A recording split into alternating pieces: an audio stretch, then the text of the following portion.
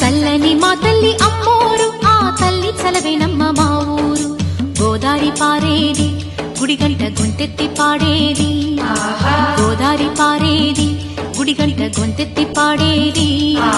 ధాన్యం పండేది ధర్మం బతికేది